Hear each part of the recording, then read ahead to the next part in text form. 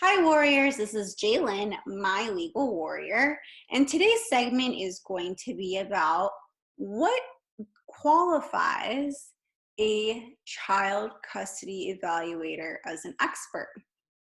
So what standards has the Judicial Council established to allow somebody to come into our lives and evaluate and assess what is in the best interest of the children according to their expertise in this field? So let's take a look at what the Judicial Council has established as the standard child custody evaluations. So the California Rules of Court has requirements under Rule 5.225. And this rule provides what licensing the evaluator needs to have, their education, their training, their experience, requirements for evaluators who are appointed to conduct full or partial child custody evaluations under Family Code Section 3111 or Evidence Code 730 or 31118, and just any appointment of a child custody evaluator. So the purpose of the rule is that the evaluator is a court-appointed investigator. They are going to investigate and analyze the health, safety, welfare, and the best interest of a child with regard to disputed child custody and visitation issues. A full evaluation, investigation, or assessment is defined as a child custody evaluation that is a comprehensive examination of the health, safety, welfare, and best interests of the child. A partial evaluation is going to be one that is limited by the court in terms of its scope. The term evaluation, investigation, and assessment are synonymous to one another. The best interest of the child standard is defined in Family Code Section 3011, and you can watch a separate video on that particular issue. A court-connected evaluator is a superior court employee or person under contract with the superior court who conducts child custody evaluations. So their licensing requirements, they need to be either a physician or a psychologist, a MFT, a clinical social worker, or a professional clinical counselor qualified to assess couples and families. This person can be appointed as an evaluator even if she does not have a license, if the court certifies that this person is a court-connected evaluator who meets all the qualifications in J, and we'll get to that shortly, or the court finds that all of the following criteria have been met.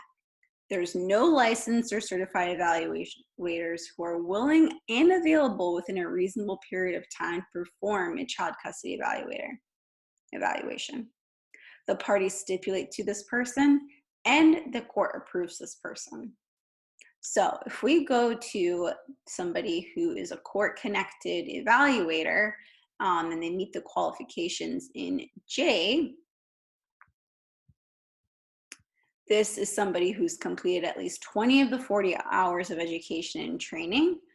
They completed their remaining hours of education and training within 12 months of conducting their first evaluation as a court-connected child custody evaluator. They comply with the basic and advanced domestic violence training requirements.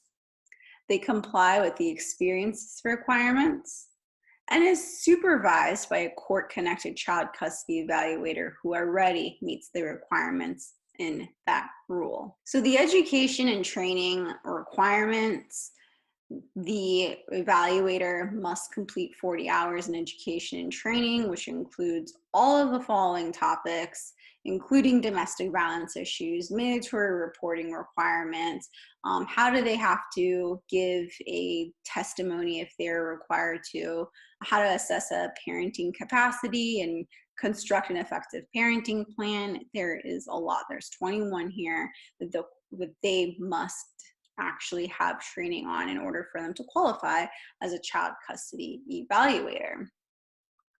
In addition, they have to comply with the basic and advanced domestic violence training that's described in another rule. The education and training must be completed after January 1st of 2000, though through an eligible provider, and by either attending and participating in an approved course or serving as an instructor in an approved course. Experience requirements: to satisfy their experience, persons appointed as a child custody evaluator must have participated in at least 4 partial or full court-appointed child custody evaluations within the preceding 3 years. Each of the 4 child custody evaluations must have resulted in a report or an oral report. So they must complete these 3 sections in order for them to meet the experience requirement. After they've completed the licensing requirement, the initial education and training requirement, and the experience requirement, then they'll be eligible to be appointed as a child custody evaluator. And it doesn't just stop there. They have to continue their education. They also have to continue training. So they have to complete continuing education to remain eligible for domestic violence, and also have 8 hours of updated trainings covering the subjects. The time frame for completing the continued education and training must be within 18 months from the date that they completed the initial education and training, and they have to specify when they complete the form or for continuing education and training requirement whether they've actually completed it within those 18 months, and to identify those 18 months. And then all of their court-connected or private child custody evaluators must complete the continuing education and training requirements within a 12-month period immediately preceding the date he or she signs the declaration of court-connected child custody evaluator regarding qualification. And they have to do this again within 12 months. Court-connected evaluators, we've already reviewed that. And then what is the responsibilities of the courts?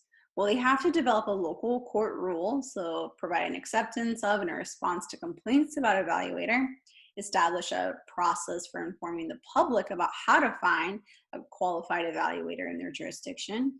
They must use this Form 327 to appoint a private child custody evaluator. And they must provide the Judicial Council with a copy of any local forms they use to implement this rule if they do not use, or if they use a supplemental form to the FL 327. And then as feasible and appropriate, they may confer with education and training providers to develop and deliver a curricula of a comparable quality and relevance to child custody evaluations for both court-connected and private child custody evaluators. And they must use the form FL 325 to certify that the court-connected evaluator has met all of the qualifications for court-connected evaluators.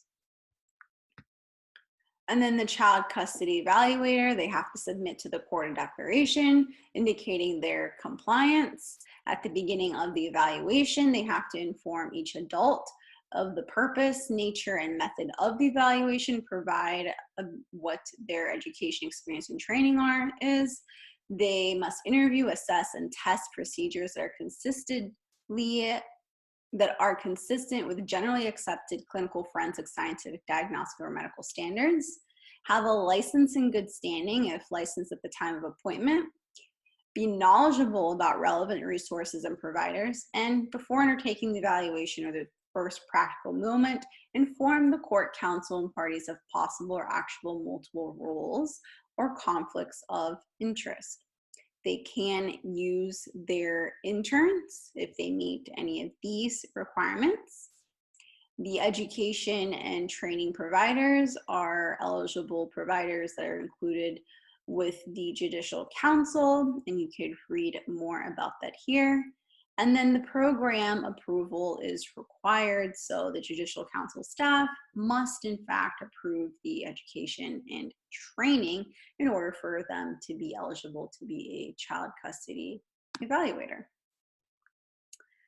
We hope that this was very comprehensive as to what qualifies a child custody evaluator, and perhaps would even help you decide whether a child custody evaluator is in the best interest of your child right now if you and the other party are just on opposite ends of the spectrum when it comes to custody and visitation and you're not really sure what else to do. So hire a child custody evaluator, make sure they meet these requirements, present it to the other party, and allow them to help you decide what's in the best interest of the children. And just because this report recommendation comes from a child custody evaluator, it doesn't mean that the court is going to adopt it, especially if you decide after having the report from the child custody evaluator that you want the court to be the one to make that order. It's going to be very strong evidence, of course, but it's not final until the judge in fact makes it a court order.